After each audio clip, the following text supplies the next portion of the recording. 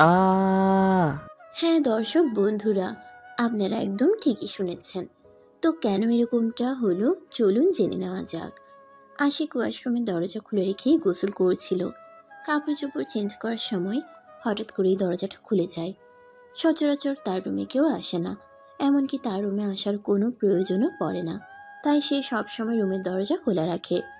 কিন্তু আজকে এরকম একটা অঘটন ঘটে যাবে সেটা সে কল্পনাও করেনি। যখনই সে কাপড় চোপড় খুলে রেখে শুকনো কাপড় গায়ে দেবে, তখনই দরজা খুলে যায় আর প্রিয়াঙ্কা এসে সেখানে উপস্থিত হয়। তো ভিউয়ার্স চলুন দেখা যাক কি হয়। আরে, নির্লজ্জ অসভ্য ইতর মার্কা ছেলে গোসল করছে, তাও আবার ওয়াশরুমের দরজা খোলা রেখে। আশিক তখন আর কোনো কথা না বলে দুম করে ওয়াশরুমের দরজাটা লাগিয়ে দিল। তারপর কাপড় চোপড় চেঞ্জ করে রুমে চলে আসে। রুমে এসে আর ওই মেয়েটাকে দেখতে পেল না, তাই সে দৌড়ে ড্রয়িং রুমে চলে আসলো আর তার ভাবিকে ডাকতে শুরু করলো। ভাবি, ওই ভাবি, কই তুমি? তাড়াতাড়ি একবার এখানে আসো। কি হয়েছে? এভাবে চেঁচাচ্ছ কেন? ভাবি, আমাদের বাড়িতে মনে হয় পেতনি এসেছে। এসব তুমি কি বলছো? তোমার কি মাথা খারাপ হয়ে গেছে নাকি? আমাদের বাড়িতে পেতনি কোথা থেকে আসবে? আমাদের বাড়িতে তো আমরাই থাকি, এখানে মানুষ বসবাস করে। ততক্ষণে প্রিয়াঙ্কা এসে সেখানে উপস্থিত হলো আর সে তার বড় বোনকে উদ্দেশ্য করে বলতে লাগলো। কিন্তু আপু, আমার তো মনে হয় না তোদের বাড়িতে মানুষজন থাকে। ততক্ষণে আশিক প্রিয়াঙ্কার দিকে ফিরে তাকায়। প্রিয়াঙ্কাকে দেখে সে বলতে থাকে, আরে ভাবি, এইটা হলো সেই পেতনি। এই পেতনিটা কোথা থেকে এসেছে বলেন তো? আমি ওয়াশরুমে ফ্রেশ হচ্ছিলাম, তখনই ধুম করে দরজা খুলে ভিতরে ঢুকে পড়ল আর আমার সব কিছুই দেখে নিল। আশিকের মুখ থেকে এই কথা শুনে আশিকের ভাবি হেসেই কুটি কুটি হচ্ছে। আশিক ওয়াশরুমের দরজা খোলা রেখে ফ্রেশ হয়, এটা তার ভাবি জানতো না। তার ভাবি এভাবে হাসছে এটা দেখে আশিক বলতে লাগলো, কি ব্যাপার ভাবি, কি হয়েছে? তুমি এভাবে হাসছো কেন? আমি তো তোমার হাসির কারণটাই বুঝতে পারছি না। আমি কেন হাসি সেটা তুমি বুঝতে পারছো না, তাই না? ওয়াশরুমের দরজা খোলা রেখে কেউ এভাবে ফ্রেশ হয় নাকি? আরে, রুম আমার, ওয়াশরুম আমার, সেখানে আমি কিভাবে ফ্রেশ হব সেটা কি আমাকে অন্য কেউ বলে দেবে নাকি?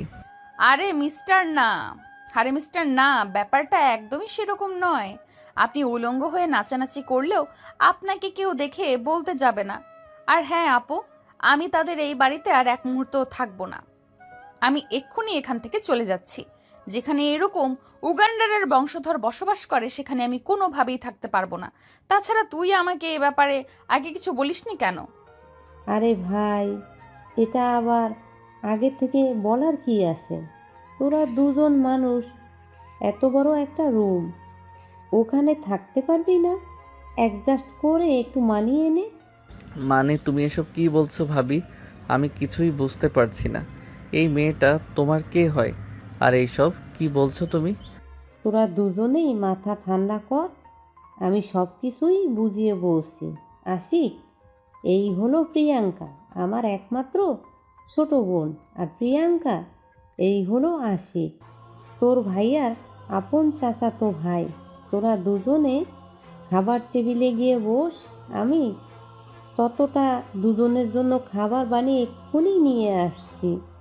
তোর খাবার তুই খা, আমি এখানে তোর খাবার খেতে আসিনি। আমি এখানে থাকবোই না, তুই কি ভেবেছিস? এরকম একটা ফাজিল মার্কা ছেলের সঙ্গে আমি এখানে থাকবো? কখনোই না। আমি আজই বাড়িতে ফিরে যাব। তাহলে আপনি এখনো এখানে দাঁড়িয়ে আছেন কেন? তাড়াতাড়ি বের হয়ে যান। আমিও চাই না আপনি এখানে থাকুন। আরে ভাই, তোরা দুজনেই দুজনে ঝগড়া বন্ধ কর আর মুখটা বন্ধ করে টেবিলে বস। আমি তোদের জন্য খাবার নিয়ে আসছি, তারপরে তোদের ঝামেলার কথা শুনবো। এই বলে প্রিয়াঙ্কার বড় বোন সেখান থেকে চলে গেল। এদিকে প্রিয়াঙ্কা সোফার উপর ধপাস করে বসে পড়ল। তখনই আশিক আবারও প্রিয়াঙ্কাকে বলতে লাগলো, কি সমস্যা আপনার? এখানে উড়ে এসে জোরে বসেছেন কেন? আপনি কি যাওয়ার জন্য পৃথিবীতে আর কোনো জায়গা পেলেন না নাকি? এই ছেলে, তোকে দেখে তো ভদ্র বলেই মনে হয়, কিন্তু তোর ব্যবহার এরকম চামচিকের মতো কেন? আমার সঙ্গে একদম খারাপ আচরণ করার চেষ্টাও করবেন না আপনি। আমাকে চামচিকে বললেন কেন? তোকে দেখে এমন মনে হয়েছে তাই বললাম। তুই আমার দিকে এমনভাবে হা করে তাকিয়ে আছিস কেন? মনে হচ্ছে তো চোখ দিয়ে আমাকে গিলে খাবি। আপনার চেহারা দেখে তো মনে হয় আপনি খুবই মিষ্টি একটা মেয়ে। আর আমার সঙ্গে এরকম পেতনির মতো আচরণ কেন করছেন? আমি মিষ্টি মানুষের সঙ্গে মিষ্টি আচরণ করি, আর তোর মতো ফাজিলদের সঙ্গে এরকম আচরণ করি। তোদের সঙ্গে এর চাইতে ভালো আচরণ যায় না। এই বলে তারা দুজন সেখানে কথা কাটাকাটি করছিল। ততক্ষণে প্রিয়াঙ্কার বড় বোন সেখানে এসে হাজির হলো আর তাদের দুজনকে ধমক দিয়ে বলতে লাগলো। তোদেরকে না বললাম এইসব প্যাচাল বন্ধ দিয়ে খাবার টেবিলে গিয়ে বসতে? আমি তোদের জন্য খাবার নিয়ে এসেছি, চুপচাপ দুটো বসে খেয়ে নে। এই বলে প্রিয়াঙ্কার বড় বোন আশিক আর প্রিয়াঙ্কা দুজনকে খাবার টেবিলে নিয়ে গেল আর তাদের দুজনকে খাবার খেতে দিল। প্রিয়াঙ্কা খাবার খেয়ে আবারও সোফায় এসে বসলো আর তারপর তার বোনকে বলতে লাগলো। আপু, তোদের বাড়িতে তো 2টা বেডরুম। এই ছেলেটা এক রুমে থাকে আর অন্য রুমে তোরা থাকিস। তারপরও কেন আমাকে এখানে ডেকে এনেছিস? হ্যাঁ, তুই একদম ঠিকই বলেছিস, কিন্তু আমরা যে রুমটাতে থাকি এই রুমটা মোটামুটি আমাদের জন্য পারফেক্ট। আর আশিক যে রুমটাতে থাকে ওই রুমটাও কিন্তু একেবারে ছোট নয়, যথেষ্ট বড়। তাই তোরা দুজন ওই রুমে থাকবি। আপু, আমি তো দেখছি তোর মাথা সত্যিই খারাপ হয়ে গেছে। এই ছেলেটাকে সঙ্গে নিয়ে আমি এক রুমে থাকবো, তাও আবার একই বিছানায়। আরে ভাই, তোদের দুজনকে একই রুমে থাকতে কে বলেছে? আমি তোর ভাইয়ের সঙ্গে এ ব্যাপারে কথা বলেছি। তোর ভাইয়া বলেছে তুই বিছানায় থাকবি আর আশিক ফ্লোরে ঘুমাবে। তাও সম্ভব না। আমি এই ছেলেটার সঙ্গে থাকতে পারবো না। আমি বাড়িতে ফিরে যাচ্ছি। আর আব্বুকে গিয়ে বলে দিস আমি এখানে পড়াশোনা করব না। এই বলে প্রিয়াঙ্কা বাড়ি থেকে বের হয়ে চলে যাচ্ছিল। তখনই তার বড় বোন পিছন থেকে তাকে আটকায় আর তারপর বলতে থাকে। দেখ, তুই তো খুব ভালো করে জানিস আমার প্রেগনেন্সি 5 মাস চলছে।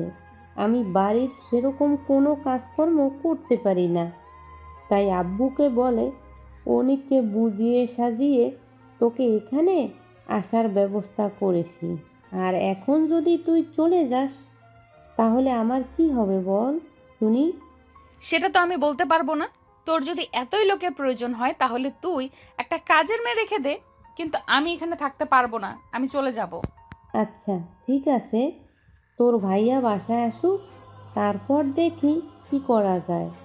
তুই এখন একটু ঠান্ডা হয়ে বস। প্রিয়াঙ্কার বড় বোন প্রিয়াঙ্কাকে নিয়ে নিজের রুমে চলে গেল। এদিকে আশিক খাওয়া দাওয়া করে নিজের রুমে এসে বিশ্রাম করতে লাগলো। বিকেলবেলা তার বন্ধুরা তাকে ফোন করলো একটু বাইরে যাওয়ার জন্য, তাই সে রেডি হয়ে বাইরে বের হচ্ছিল। তখনই পিছন থেকে প্রিয়াঙ্কা বলে ওঠে। ওই হিরোইনচি, কোথায় যাচ্ছিস? যেখানেই সেখানে যাচ্ছি। আপনার কাছে কৈফিয়ত দিতে হবে নাকি? মন চাইলে জাহান্নামেও যেতে পারিস। আমাকে কোনো কৈফিয়ত দিতে হবে না। আমার কটা জিনিস লাগবে, এগুলো তো কিনে দিতে হবে। আমি কারোর চাকর নই।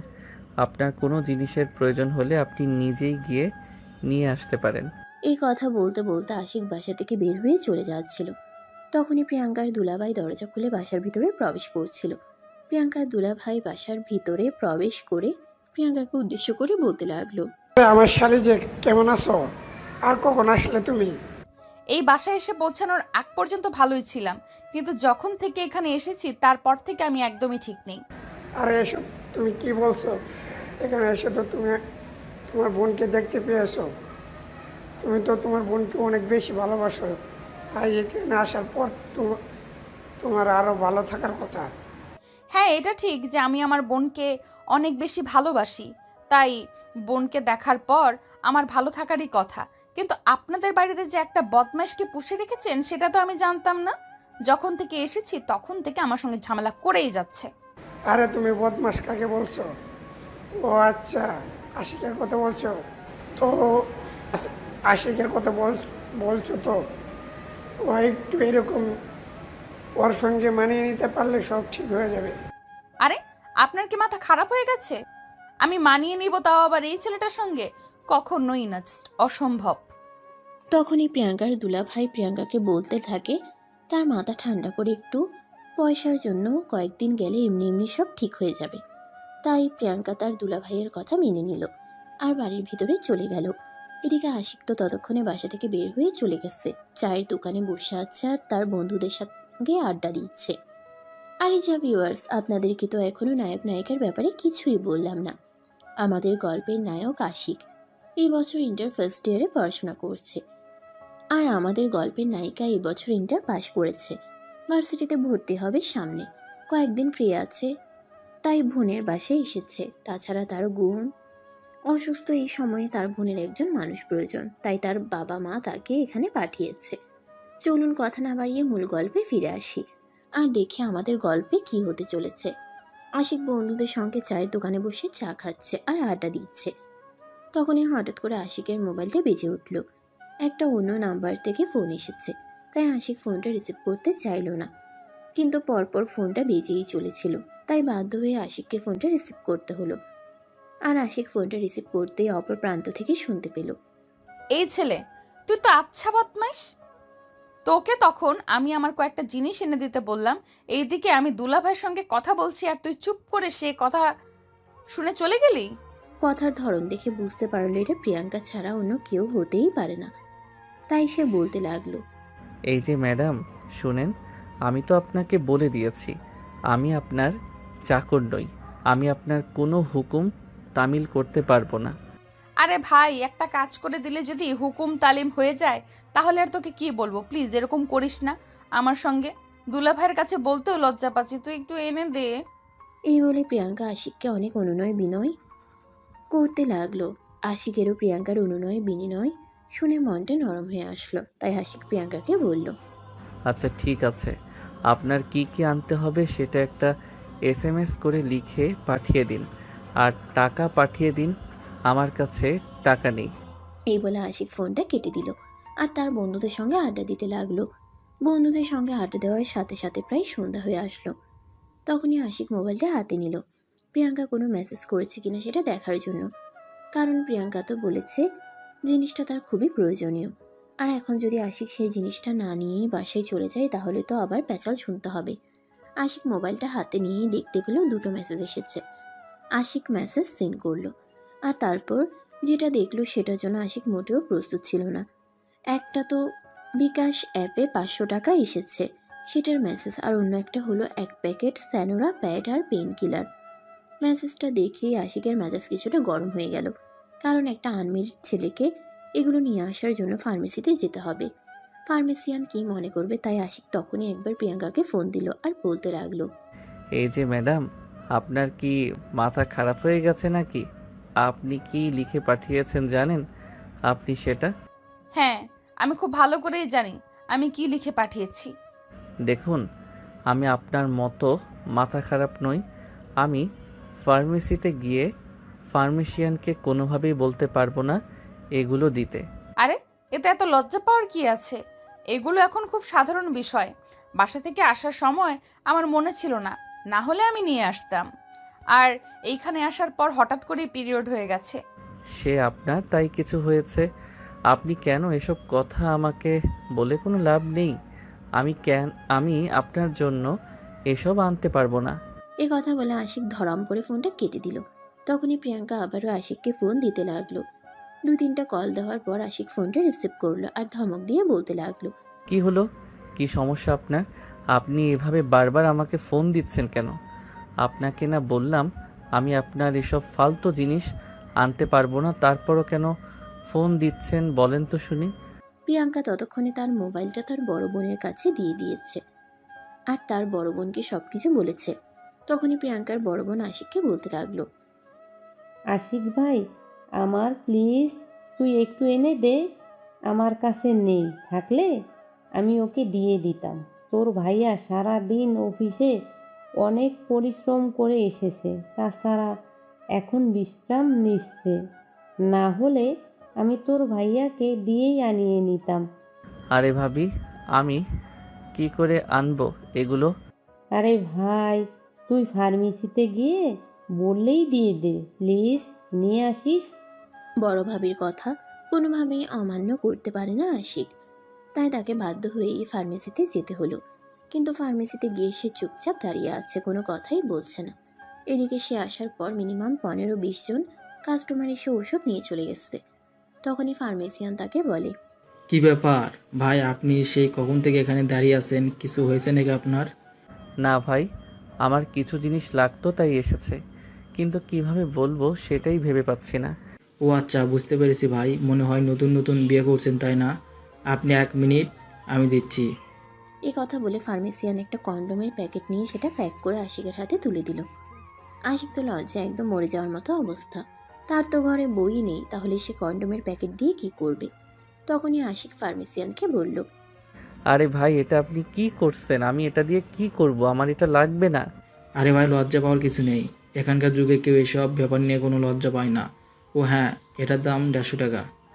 আরে ভাই প্লিজ ট্রাই টু আন্ডারস্ট্যান্ড, আমার এটা লাগবে না, আর আমার ঘরে কোনো বউ নেই।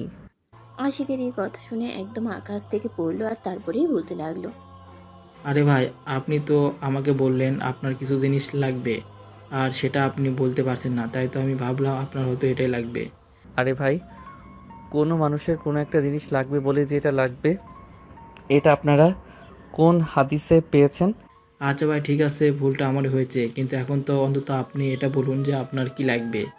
আপনি সেই 1 ঘন্টা ধরে আমার ফার্মেসির সামনে দাঁড়িয়ে আছেন। কিন্তু তখন আশিক চুপচাপ হয়েই ওখানে দাঁড়িয়ে থাকে, কোনো কথাই বলে না। আশিকের এরকম অবস্থা দেখে একদম বিরক্ত হয়ে যাচ্ছিল ফার্মেসিয়ান। কিছুটা বিরক্ত এই আশিককে বলল, আরে ভাই, আপনার যদি কোনো কিছু লাগে তাহলে বলেন, আর তা না হলে দয়া করে এখান থেকে বিদায় হন। আমার এসব ভালো লাগছে না। আশিক তখন আর কোনো উপায়ান্তর না পেয়ে নিজের মোবাইলটা বের করে মেসেজটা ফার্মেসিয়ানকে দেখালো। আর তখনই ফার্মেসিয়ান বলতে লাগলো, আরে ভাই, আপনারা পারেনও বটে, এটুকু একটা জিনিস চাইতে এতক্ষণ সময় নিতে হয় নাকি? এগুলো আর এমনকি একটা সেনারা আর 1 পাতা পেইন কিলার। আরে ভাই, আমি যেগুলো এর আগে কোনোদিন কিনেছি নাকি? কিনে আননি তো কি হয়েছে? কেনা অভ্যাস করতে হবে না? বউ পালতে হলে তো এগুলো লাগবেই। আরে ভাই, আপনাকে কতবার বলবো আমি বিয়ে করিনি, আমার বউ নেই। কি? তখনই ফার্মেসিয়ান একটু মুচকি হাসি দিয়ে বলতে লাগে, বিয়ে করেনি তো কি হয়েছে? ছেলে মানুষ হয়ে যখন জন্ম নিয়েছেন তখন বিয়ে তো করতেই হবে। তাই 2 দিন আগে আর পরে অভ্যাস করে নেওয়াটা ভালো। আশিক তখন আর কোনো উত্তর না দিয়ে সেখান থেকে চুপচাপ চলে গেল। মাঝে এসে কলিং বেল চাপ দিতেই প্রিয়াঙ্কা এসে দরজা খুলে দেয়। আশিককে দেখা মাত্র এসে বলতে থাকে, এই যে মিস্টার, তোকে যে জিনিসগুলো নিয়ে আসতে বলেছিলাম, তুই সেই জিনিসগুলো নিয়ে এসেছিস তো? এই কথাটা বলা মাত্রই আশিক ঔষধের প্যাকেটটা প্রিয়াঙ্কার হাতে তুলে দিয়ে বলল, সমস্যা আপনার বলেন তো? আপনি কি আমাকে নিজের জামাই মনে করেন নাকি এসব জিনিস আপনি আমাকে আনতে বলেছিলেন? এটা শুনেই প্রিয়াঙ্কা কিছুটা রেগে যায় আর ধমক দিয়ে বলতে থাকে, নাকে টিপ দিলে তো এখনই দুধ বের হয়ে আসবে, আর তুই কিনা বলছিস আমার জামাই হওয়ার ইচ্ছে জাগে তোর? একদম চটকনা মেরে দাঁতগুলো ফেলে দিব বলে দিলাম এইসব ফাজলাম আমার কথাবার্তা বললে। ওরে বাবা, আপনি আমাকে দিয়ে এসব জিনিস আনাতে পারবেন আর আমি এইটুকু কথা বলতে পারবো না? আপনি তো আচ্ছা মেয়ে মানুষ। এই বলে আশিক সেখানে আর এক মুহূর্ত দেরি না করে নিজের রুমে চলে গেল। ফ্রেশ হয়ে এসে পড়তে বসলো। এদিকে রাতের খাবার আজ প্রিয়াঙ্কা নিজের হাতে রান্না করেছে। তার বোন অসুস্থ বলে কথা, এখানে এসেছে সে বোনের সেবা করার জন্য। আর এখন যদি বোনের সেবা করতে না পারে তাহলে বিষয়টা কেমন দেখায় না? প্রিয়াঙ্কা সবার জন্য খাবার তৈরি করে সবাইকে খাবার টেবিলে ডেকে নিল। আশিক খাবার মুখে দিয়ে বুঝতে পারলো এটা তার ভাবির হাতের রান্না নয়। ঠিক তখনই আশিক ভাবিকে বলতে লাগলো, কি ব্যাপার ভাবি, তুমি তো জানোই আমি তোমার হাতের আর আমার আম্মুর হাতের রান্না ছাড়া খাবার খেতে পারি না। তাহলে তুমি সব কিছু জেনে শুনে অন্য কাউকে দিয়ে রান্না করালে কেন? আশিকের ভাবি কিছু বলতে যাবে তার আগেই আশিকের বড় ভাই আশিককে উদ্দেশ্য করে বলতে লাগলো, দেখ, প্রিয়াঙ্কা কিন্তু এমনিতে অনেক ভালো রান্না করে। তাছাড়া তুই খাবার এখনো মুখে দিসনি, খাবার খেয়ে দেখ, ইনশাল্লাহ ভালো ভালো হয়েছে। এরে বাবা রে বাবা, এমনভাবে সাফাই গেছো যেন তোমার শালি নয়, এটা একটা পাক্কা বাবুর্চির হাতের রান্না। দেখো, আমার কিন্তু খাবারগুলো দেখে একটুও মনে হচ্ছে না যে খাবারগুলো খাওয়ার উপযোগ্য। এতক্ষণ ধরে সবকিছু চুপচাপ শুনলেও প্রিয়াঙ্কা আর চুপচাপ রইল না।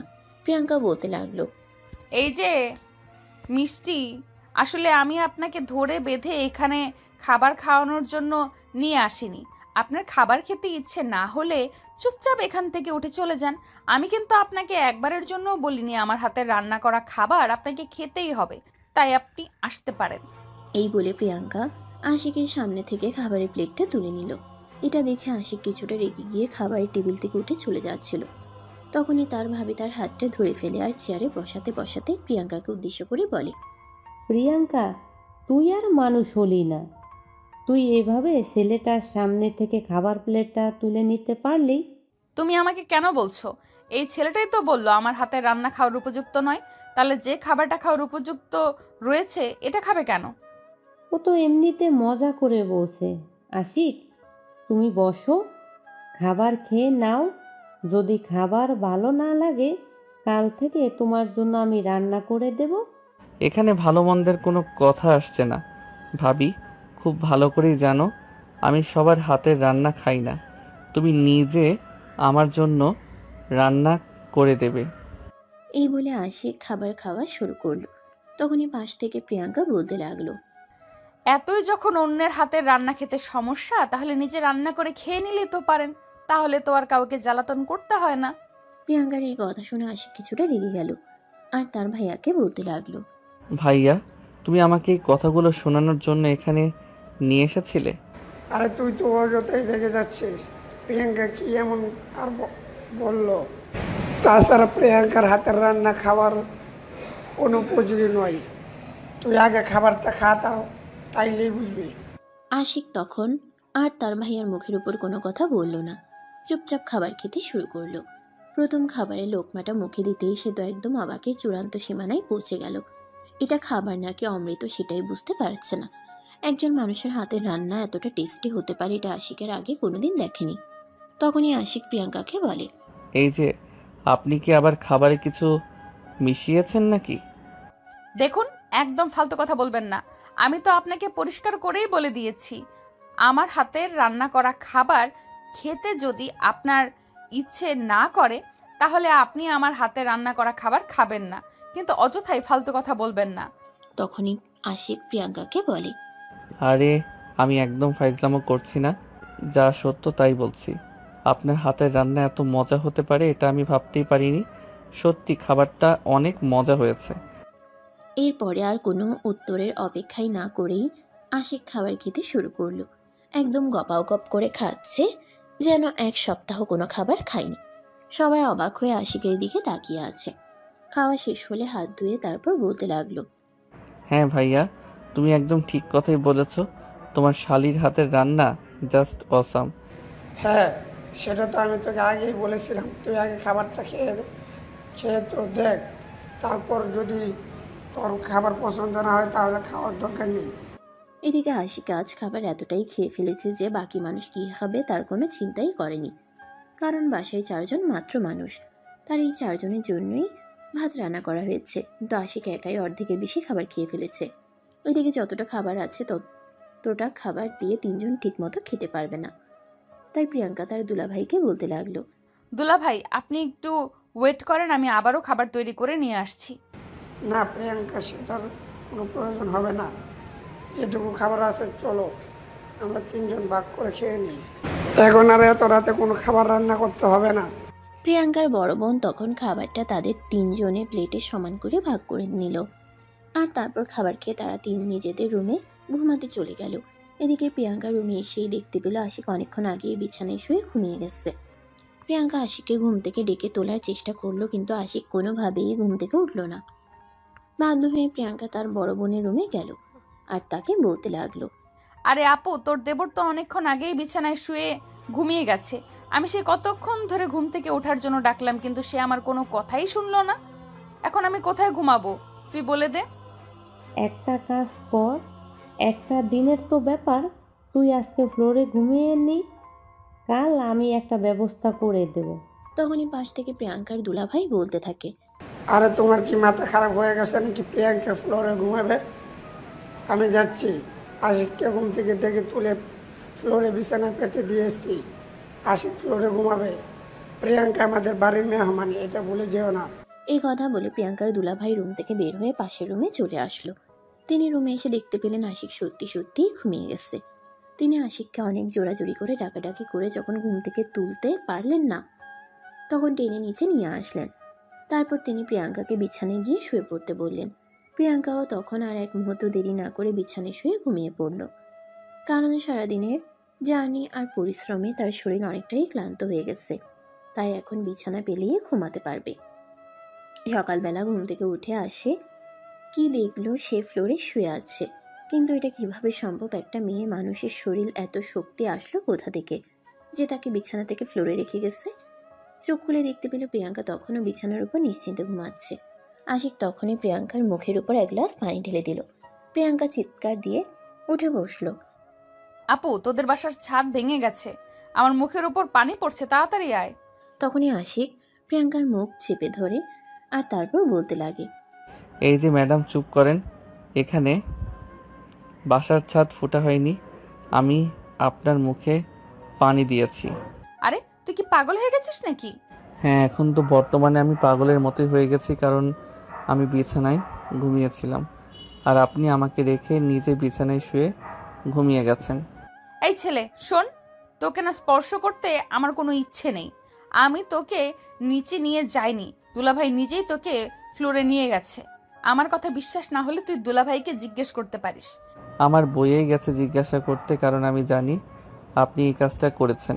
ভাইয়া কখনো এমন কাজ করতেই পারে না, কারণ ভাইয়া তো আর আমার শত্রু নয়। এই ছেলে দেখ, তোর সঙ্গে এত ফালতু প্যাচাল পারার কোনো ইচ্ছে আমার নেই, আমার চোখের সামনে থেকে সর। এই কথা বলে প্রিয়াঙ্কা বিছানা থেকে নেমে সোজা ওয়াশরুমে চলে গেল। তারপর ফ্রেশ হয়ে এসে কিচেনে চলে গেল নাস্তা বানানোর জন্য। এদিকে আশিক সকালে নাস্তা শেষ করে রেডি হয়ে কলেজে চলে যায়। কলেজে এসে সেও তখন তাদের পাশে গিয়ে বসলো। কিন্তু প্রতিদিনের মতো নয়, আজ তার মুখটা একদম অন্ধকার কালো হইয়া আসে। দেখেই বোঝা যাচ্ছে কারোর সাথে কোনো ঝামেলা করে এসেছে। তখনই তার বন্ধু তাকে বলতে থাকে, এটা কি ব্যাপার দোস্ত, কি হয়েছে তোর? তোকে এরকম বিচ্ছিন্ন দেখাচ্ছে কেন? কি হয়েছে তোর? আমাদের বল তো শুনি। আরে ভাই আর বলিস না, একটা ব্যাপক ঝামেলায় পড়ে গেছি। আমার তো মনে হচ্ছে এখন আমি এই কলেজে ভর্তি হয়েই সবচাইতে বড় ভুল করেছি। আরে সব কিছু তো ঠিকঠাকই চলছে, তাহলে আবার কি হলো? আমাদের একটু খুলে বল, তা না হলে আমরা বুঝবো কি করে যে তোর কি হয়েছে। অতঃপর আশিক তার বন্ধুদেরকে সবকিছুই খুলে বলল। সবকিছু শুনে তার বন্ধুরা আশিককে বলল মেসে চলে যাওয়ার জন্য।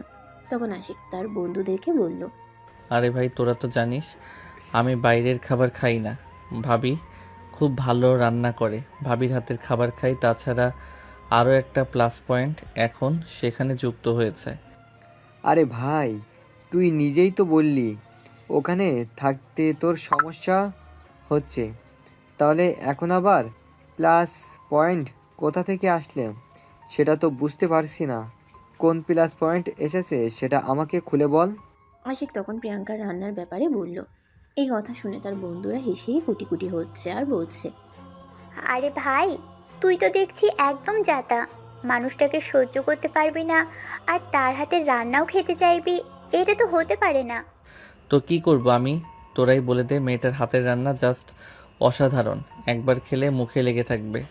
তোরাও যদি কোনো একবার খেতে পারিস তাহলে জীবনেও ভুলতে পারবি না। তাহলে তো ভাই তোর বাসায় একবার যেতেই হয়। তুই যদি বলিস আমরা বন্ধু বান্ধবরা সবাই মিলে একবার তোর বাসায় যাব। যে বাসায় আমার থাকার কোনো ঠিক ঠিকানা নেই, সেই বাসায় আমি তোদেরকে কিভাবে নিয়ে যাব সেটাই তো বুঝতে পারছি না। ভাবির বোনের হাতের রান্না নিশ্চয়ই একদিন তোদেরকে খাওয়াবো। এরপর তার বন্ধু বান্ধবরা মিলে প্রসঙ্গ পাল্টে নিয়ে অন্য গল্প করতে লাগলো। আর এদিকে দেখতে দেখতে ক্লাসের টাইম হয়ে আসলো। তারপর সবাই মিলে ক্লাসে চলে যায়। এভাবেই চলছিল দিনগুলো। দেখতে দেখতে প্রায় মাসখানেক সময় কেটে গেল। প্রিয়াঙ্কা আশিক একদম সহ্য করতে না পারলেও আশিক প্রিয়াঙ্কার প্রতি কেমন যেন একটা দুর্বলতা অনুভব করে। এই তো সেদিন আশিক আর তার ভাবি ড্রয়িং রুমে বসে বসে গল্প করছিল। তখনই হঠাৎ কথার ছলে আশিক প্রিয়াঙ্কার ব্যাপারে তার ভাবিকে বলে, ভাবি তোমার বোনকে আমার কাছে বিয়ে দিবে? আমার বোনকে বিয়ে করার শখ হয়েছে শেষ পর্যন্ত তোর? কেন ভাবি, তোমার বোনকে আমি বিয়ে করতে পারি না? পারিস না সেটা আমি কখন বললাম, কিন্তু প্রিয়াঙ্কা যে তোর চাইতে বয়সে বড় সেটা তুই জানিস, ক্লাসমেট হিসেবেও বড় সেটাও তুই জানিস। তোমার বোন আমার চাইতে বয়সে বড়, তাতে কি হয়েছে? কিন্তু তোমার বোনকে আমার কেন জানি ইদানিং খুব বেশি ভালো লাগে। কেন জানি তার প্রতি আমার অন্যরকম একটা মায়া অনুভূত হয়, একটা ভালো লাগা কাজ করে। দেখ ভাই, এসব ব্যাপারে আমার সঙ্গে কথা না বলে কোনো লাভ নেই, কারণ আমার বোন প্রচণ্ড রাগী। সে কখন কি করে বসে তার কিন্তু কোনো ঠিক ঠিকানা নেই। এসব উল্টাপাল্টা কথা যদি তুই তার সামনে বলিস না, তোর মাথা ফাটিয়ে ফেলে। সেরকম কিছুই করবে না, তুমি একবার পারমিশন দাও তো, আমি ট্রাই করে দেখতে পারি। আশিকের ভাবি তখন মুচকে হাসি দিয়ে বুঝিয়ে দিল আশিক তার বোনের সঙ্গে প্রেম করতে চাইলে তার কোনো প্রবলেম নেই। আশিকও তখন কোনো কথা না বলেই সেখান থেকে সোজা রুমে চলে গেল। প্রিয়াঙ্কা তখন মোবাইলে কারোর সঙ্গে কথা বলছিল। আশিক প্রিয়াঙ্কার পিছনে দাঁড়িয়ে অপেক্ষাও করতে লাগলো কখন প্রিয়াঙ্কার কথা বলা শেষ হবে। আরে না, তুমি কোনো চিন্তা করো না, আমি কয়েকদিনের মধ্যেই চলে আসব। তাছাড়া ছুটিও তো শেষ হয়ে গেছে। হ্যাঁ বেবি, তাড়াতাড়ি চলো, আসো। কতদিন হলো তুমি চলে গেছো, কতদিন তোমাকে সামনাসামনি দেখি না, আমার খুব খারাপ লাগে। চিন্তার কোনো কারণ নেই, আমি বললাম তো আমি কিছুদিনের মধ্যেই চলে আসব। নেহাত আপু অসুস্থ, তা না হলে আমি এখানে এতদিন থাকতাম নাকি? হ্যাঁ বেবি, আপুর জন্যই তো খারাপ লাগছে, তা না হলে তো তোমাকে কবেই বলতাম চলে আসার জন্য। যাই হোক, যত তাড়াতাড়ি পারো চলে আসো। এভাবে দুজন প্রায় 10 মিনিট ধরে কথা বলল। আর ঠিক ততটা সময় আশিক প্রিয়াঙ্কার পিছনেই দাঁড়িয়ে রইল। প্রিয়াঙ্কা কথা শেষ করেই পিছন দিকে ফিরে তাকিয়ে একদম ভূত দেখার মতো চমকে গেল আর বলতে লাগলো, আরে কি ব্যাপার, তুই এখানে দাঁড়িয়ে আছিস কেন? আর আমার কথা শুনছিলি কেন আড়াল থেকে? আমি আড়াল থেকে কেন শুনবো? আমি তো বেলকনিতেই দাঁড়িয়েছিলাম, কিন্তু এতক্ষণ যার সঙ্গে কথা বললেন সে কে? সে যাই হোক না কেন সেটা তোকে জানতে হবে না, আর যে কতগুলো শুনেছিস সেগুলোও ভুলে যা।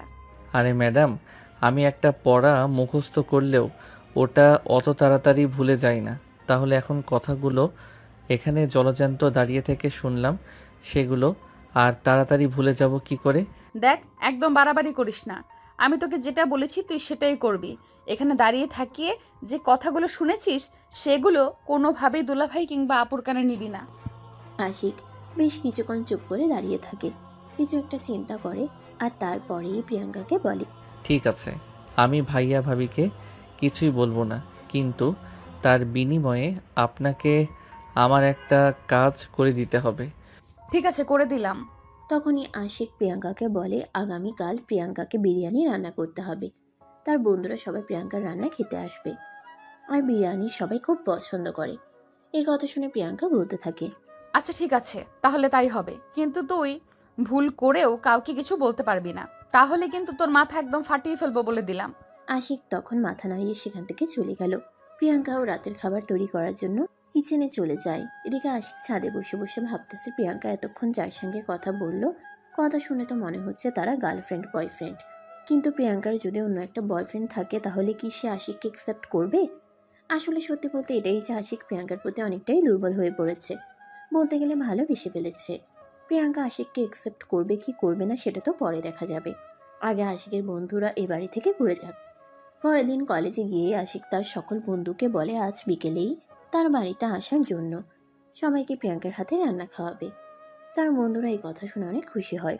আর সেদিন বিকেলেই কলেজ শেষ হলে সবাই মিলে আশিকের বাড়িতে চলে আসে। এদিকে প্রিয়াঙ্কা তখন রান্নাঘরে সবার জন্য খাবার তৈরি করছে। আশিকের বন্ধু বান্ধবরা সবাই এসেই ড্রয়িং রুমে বসে অপেক্ষা করতে লাগলো আগে প্রিয়াঙ্কার সঙ্গে দেখা করার জন্য। আশিক নিজের রুমে গিয়ে ফ্রেশ হয়ে তারপর ড্রয়িং রুমে আসলো। তখনই আশিকের বান্ধবী রিয়া আশিককে বলে, আরে ভাই, তোর বিয়াইন কোথায়? ওনাকে তো আগে ডেকে নিয়ে আয়, ওনার সঙ্গে তো আগে একটু কথা বলি। বিয়াইন তো তোদের জন্য রান্না করছে, তোরা অপেক্ষা কর, আমি ডেকে নিয়ে আসছি। এই বলে আশিক সেখান থেকে সোজা কিচেনে চলে গেল। প্রিয়াঙ্কার রান্না ততক্ষণে হয়ে এসেছে, কিন্তু এই প্রচণ্ড গরম, প্রায় 36 ডিগ্রি সেলসিয়াস তাপমাত্রা। এর মধ্যে রান্নাঘরে রান্না করে প্রিয়াঙ্কার অবস্থা তো একদম নাজেহাল হয়ে পড়েছে, ঘেমে একাকার। আশিক বুঝতে পারলো প্রিয়াঙ্কা কিছুটা বিরক্ত হয়েছে, তাই সে প্রিয়াঙ্কাকে বলল, আই এম সো সরি, আমার আর আমার বন্ধুদের জন্য আপনাকে এই গরমের মধ্যে রান্না করতে। ইটস ওকে, ব্যাপার না, আমরা তো মেয়ে মানুষ, এই গরমের মধ্যেও রান্নাঘরের তাপমাত্রা সহ্য করার ক্ষমতা আমাদের রয়েছে। কিন্তু তারপরও এই ভর দুপুরে আমার আর আমার বন্ধুদের জন্য আপনাকে এতটা কষ্ট করতে হলো। বাই দ্য ওয়ে, আমার বন্ধুরা আপনার সঙ্গে একটু দেখা করতে চাইছে। আপনি কি এখন একটু তাদের সঙ্গে দেখা করতে পারবেন? ঠিক আছে, আমি দেখা করে নেব, একটু ফ্রেশ হয়ে আসি। আশিক তখন আর কোনো কথা না বলে চুপচাপ সেখান থেকে চলে গেল। আর এদিকে প্রিয়াঙ্কা বিরিয়ানির হাঁড়িটা চুলার উপর থেকে নামিয়ে তারপর একটু ফ্রেশ হতে চলে গেল। হাত মুখটা কোনো রকমে ধুয়ে তোয়ালে হাতে নিয়ে হাত মুছতে মুছতেই প্রিয়াঙ্কা ড্রয়িং রুমে চলে আসলো। ড্রয়িং রুমে আসতেই পুরো ড্রয়িং রুম মুহূর্তের মধ্যে স্তব্ধ হয়ে গেল। সবাই হাঁ করে প্রিয়াঙ্কার দিকে তাকিয়ে আছে, যেন এক আজব প্রাণী চিড়িয়াখানা থেকে পালিয়ে এখানে চলে এসেছে। এদের সবার এরকম অবস্থা দেখে আশিক বলে, কি ব্যাপার, কি হয়েছে? তোরা সবাই ওনার দিকে এভাবে কেন তাকিয়ে আছিস? কই না তো, এমনি। আপু তো দেখতে মার্শাল্লাহ অনেক সুন্দর। ধন্যবাদ তোমাদের। বাই দ্য ওয়ে, তোমরা সবাই কেমন আছো? এই তো আপু, আলহামদুলিল্লাহ ভালো আছি। আর এখন আপনাকে দেখে আরও বেশি ভালো আছি। আর মনে মনে এটাই ভাবছি, আপনি যেহেতু দেখতে মার্শাল্লাহ এত সুন্দরী, আপনার হাতের রান্না নিশ্চয়ই অনেক সুস্বাদু। ও, তার মানে আশিক তোমাদেরকে আগেই আমার রান্নার ব্যাপারে বলেছে, তাই না? তবে আমি কিন্তু অতটাও ভালো রান্না করতে পারি না যতটা তোমাদেরকে আশিক বলেছে। আপু, সেটা তো খাবার খাওয়ার পরেই বোঝা যাবে। এখন আপনি আমাদের সঙ্গে বসুন, আপনার সঙ্গে একটু গল্প করি। এই বলে রিয়া প্রিয়াঙ্কাকে টেনে নিয়ে নিজের পাশে বসালো। আর তারপর সবাই মিলে গল্প করতে লাগলো। এদিকে দেখতে দেখতে প্রায় বিকেল ঘনিয়ে সন্ধ্যা হয়ে আসছে। তখনই প্রিয়াঙ্কা তাদের সবাইকে ড্রয়িং রুমে বসিয়ে রেখে সবার জন্য খাবার রেডি করে নিয়ে আসলো। আর তারপর সবাইকে খেতে দিল। খাবার খেয়ে তো সবাই পুরাই অবাক। এটা কোনো মানুষের হাতের রান্না নাকি অন্য কারো হাতের রান্না সেটাই বোঝা যাচ্ছে না। খাবারটা এতটাই মজা হয়েছে যে উপস্থিত সবার মধ্য থেকে কেউ এরকম খাবার আগে খেয়েছে কিনা তার সন্দেহ আছে। তাই রিয়া বলতে লাগলো, আপু, আপনাকে দেখেই বলেছিলাম আপনার হাতের রান্না অনেক মজা হবে। আর এখন সেটাই দেখছি। সত্যি আপু, আপনার হাতের রান্না অনেক মজা, যেটা না খেলে বুঝতেই পারতাম না। এই বলে সবাই খাবার খেতে শুরু করে। খাবার খাওয়া শেষে এক একজন চিটপটাং হয়ে ড্রয়িং রুমের সোফায় বসে আছে। সন্ধ্যা ঘনিয়ে রাত হতে চলল, কিন্তু কেউ বাড়িতে যাওয়ার নামই করছে না। এটা দেখে আশিক নিজের থেকেই তার বন্ধুদের বলতে লাগে, কি রে ভাই, রাত হতে চলেছে, এবার তো তোরা তোদের বাড়িতে চলে যা। তোরা এতগুলো মানুষ আমাদের বাড়িতে থাকতে দিতে পারবো না। আরে ভাই, খাবারটার একটু কম খাওয়ালেই তো পার্টি আমাদের সবার অবস্থা একদম নাজেহাল হয়ে গেছে। তুই একটা কাজ কর, আমাদেরকে একটু বাড়িতে পৌঁছে দেওয়ার ব্যবস্থা কর। তা না হলে আজ সত্যিই যেতে পারবো না। খাবার খেয়ে আমরা সবাই খুব ক্লান্ত হয়ে পড়েছি। আশিক তখন তা আর কোনো উপায়ান্তর না দেখে তাদের সবাইকে বাড়িতে যাওয়ার ব্যবস্থা করে দিল। এদিকে সবাই চলে যাওয়ার পর প্রিয়াঙ্কা সবকিছু গুছিয়ে রেখে রুমে এসে বসেছে মাত্র, তখনই আশিক রুমে এসে প্রবেশ করলো আর প্রিয়াঙ্কাকে বলতে লাগলো, আমার বন্ধুদের জন্য আজ আপনাকে অনেক কষ্ট করতে হয়েছে। আরে না, সেরকম কোনো ব্যাপার না। ওরা আমার হাতের রান্না খেতে চেয়েছে, আর কেউ খেতে চাইলে তাকে কখনোই না বলতে হয় না। এদিকে বোনের সেবা যত্ন, অন্যদিকে এত গরমের মধ্যেও রান্না বান্না সব করে প্রিয়াঙ্কার একদম ক্লান্ত হয়ে গেছে। বিছানায় শুয়ে সঙ্গে সঙ্গেই ঘুমিয়ে পড়ল। সেদিন রাতে হঠাৎ করেই খুব ঝড় বৃষ্টি শুরু হলো। বিদ্যুৎ চমকাচ্ছিল। প্রিয়াঙ্কা বিদ্যুৎ চমকানোর শব্দ খুব ভয় পায়। হঠাৎ করে যখন মাঝরাতে ঝড় বৃষ্টি শুরু হলো, প্রিয়াঙ্কা খুব ভয় পাচ্ছিল। কি করবে সে কিছুই বুঝতে পারছিল না। এদিকে তার এতটাই ভয় লাগছিল, সে কোনোভাবেই নিজেকে ঠিক রাখতে পারছিল না। তাই রুমের লাইট অন করতে যাবে, তখনই বিদ্যুৎ চলে গেল। প্রিয়াঙ্কা ভয়ে একটা চিৎকার দিয়ে উঠল। প্রিয়াঙ্কার চিৎকারের শব্দ শুনে আশিক ঘুম থেকে জেগে ওঠে। নিজের মোবাইলে টর্চ চালিয়ে দেখতে পায় প্রিয়াঙ্কা ভয়ে একদম কাঁচুমাচু হয়ে বিছানার এক কোণে বসে আছে। আশিক প্রিয়াঙ্কার দিকে এগিয়ে গেল আর বলল, কি ব্যাপার, কি হয়েছে? আপনি এভাবে চিৎকার দিলেন কেন? না মানে আসলে আমি বিদ্যুৎ চমকালে খুব ভয় পাই। বিদ্যুৎ চমকানোর শব্দ আমি সহ্য করতে পারি না। আর এইদিকে লাইট অন করতে যাচ্ছিলাম, তখনই হঠাৎ করেই কারেন্ট চলে গেল। ও আচ্ছা, কোনো ব্যাপার না, আমি এখানে বসে আছি, আপনি শুয়ে পড়ুন। এই বলে আশিক বিছানার পাশে বসে রইল আর প্রিয়াঙ্কাকে শুয়ে যেতে বলল। কিন্তু প্রিয়াঙ্কা কোনোভাবেই বিছানায় শুতে যাচ্ছিল না, কারণ ঝড়ের গতি ক্রমশ বেড়েই চলছিল আর খুব জোরে জোরে বাজ পড়ছিল। হঠাৎই তাদের বাসার খুব কাছে একটা বাজ পড়ল, আর তখনই প্রিয়াঙ্কা চিৎকার দিয়ে আশিককে জড়িয়ে ধরল। এদিকে প্রিয়াঙ্কার ছোঁয়া পেয়ে আশিক নিজের মধ্যে একটা অন্যরকম অনুভূতি অনুভব করছে, কারণ এই প্রথমবার কোনো মেয়ে মানুষ তাকে এভাবে জড়িয়ে ধরেছে। আশিক কী করবে কিছুই বুঝতে পারছিল না। তখনই আবারও একটা বাজ পড়ার শব্দ শোনা যায়। প্রিয়াঙ্কা যেন একদম ছোট বাচ্চার মতো আশিকের বুকের মধ্যে লুকিয়ে যাচ্ছে। আশিক কি করবে কিছুই বুঝতে পারছে না।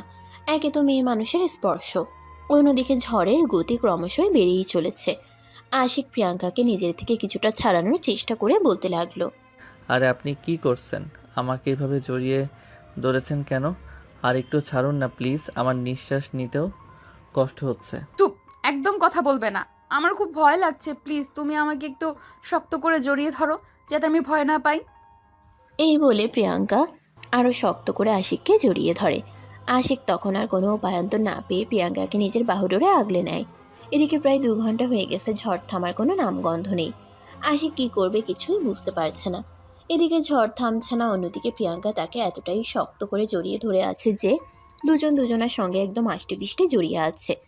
দুজন দুজনের বুকের শব্দ শুনতে পাচ্ছে, কিন্তু এদিকে প্রিয়াঙ্কার কোনো ভ্রুক্ষেপ নেই। সে আশিককে জড়িয়ে ধরে তার বুকে মাথা রেখে নিশ্চিন্তে ঘুমিয়ে গেছে, কিন্তু তার হাত দুটো দিয়ে আশিককে এতটাই শক্ত করে জড়িয়ে ধরে আছে, তার থেকে নিজেকে ছাড়ানোর জন্য আশিক কোনো পথই খুঁজে পাচ্ছে না। তাই সে বাধ্য হয়ে প্রিয়াঙ্কাকে কোলে নিয়ে সেখানেই বসে রইল।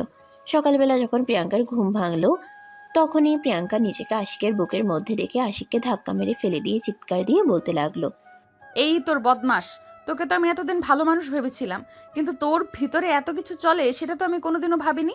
ওরে বাবা গো, মা গো, মরে গেলাম গো, আমার কোমরটা একদম ভেঙে গেল।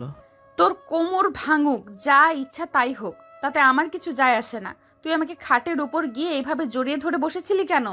আরে আপনি আমাকে কেন মেসেজ দেখাচ্ছেন? রাত যখন ঝড় আসলো তখন তো আপনি নিজেই ভয় পেয়ে চিৎকার করছিলেন, আর আমি যখন আপনার কাছে কারণ জিজ্ঞাসা করতে চাইলাম তখন আপনি নিজেই আমাকে জড়িয়ে ধরে বসে থাকতে বলেছিলেন। এদিকে প্রিয়াঙ্কা গতকাল রাতে কি হয়েছে সব ভুলে গেছে। তাই সে প্রচণ্ড পরিমাণে রেগে গিয়ে আশিককে বলতে লাগে, দেখ, একদম মিথ্যা কথা বলার চেষ্টাও করবি না। আমি মিথ্যাবাদীদের একদম পছন্দ করি না। আমি খুব ভালোভাবেই বুঝতে পারছি তুই আমার থেকে কিছু একটা সুযোগ নিতে চাইছিস। এই, তুই আবার রাতের বেলা আমার সঙ্গে উল্টাপাল্টা কিছু করিসনি তো? এই বলে প্রিয়াঙ্কা চিৎকার চেঁচামেচি করতে থাকে। প্রিয়াঙ্কার গলার আওয়াজ শুনে তার বড় বোন আর তার দুলা ভাই তাদের রুমে ছুটে চলে আসে, আর সেই প্রিয়াঙ্কাকে জিজ্ঞাসা করতে থাকে, কি ব্যাপার, কি হয়েছে প্রিয়াঙ্কা, এভাবে চিৎকার চেঁচামেচি করছো কেন? তখনই প্রিয়াঙ্কা দুলা ভাইয়ের সামনে গিয়ে দাঁড়ায় আর কান্না করতে করতে বলতে লাগে, দুলাভাই, আমি আগেই বলেছিলাম এই ছেলেটার চরিত্রে সমস্যা আছে, আর আজ সেটাই হলো। আমি যখন ঘুমিয়েছিলাম তখন এই ছেলেটা আমার ঘুমের সুযোগ নিয়ে আমার সঙ্গে উল্টাপাল্টা কিছু করেছে। আরে এসব তুমি কি বলছো প্রিয়াঙ্কা, তোমার কি মাথা খারাপ হয়ে গেছে নাকি? আশিকে আবার তোমার সঙ্গে কি উল্টাপাল্টা করতে যাবে? এই বলে তিনি প্রিয়াঙ্কাকে বোঝাতে চাইলেন, কিন্তু প্রিয়াঙ্কা কোনো কিছুই বুঝতে চাইল না। সে উল্টে আরও কান্নার বেগ বাড়িয়ে দিল আর বলতে লাগলো, আপনাদের এখানে আসাটাই আমার ভুল হয়েছে। আপনি আমার কথাটা বিশ্বাসই করতে চাইছেন না। আপনি এই ছেলেটাকে নিজেই জিজ্ঞাসা করুন না, সকালবেলা যখন আমি ঘুম থেকে উঠলাম তখন সে আমাকে জড়িয়ে ধরে বিছানার উপর ছিল কিনা। প্রিয়াঙ্কার কথা শুনে তার বোন আর তার দুলা ভাই দুজনেই একদম টাসকি খেয়ে গেল। তার কথাটা বিশ্বাসই করতে পারল না। তাই প্রিয়াঙ্কার দুলা ভাই কথাটা সত্যতা যাচাইয়ের জন্য আশিককে বলে, আশিকে এসব আমি কি শুনছি?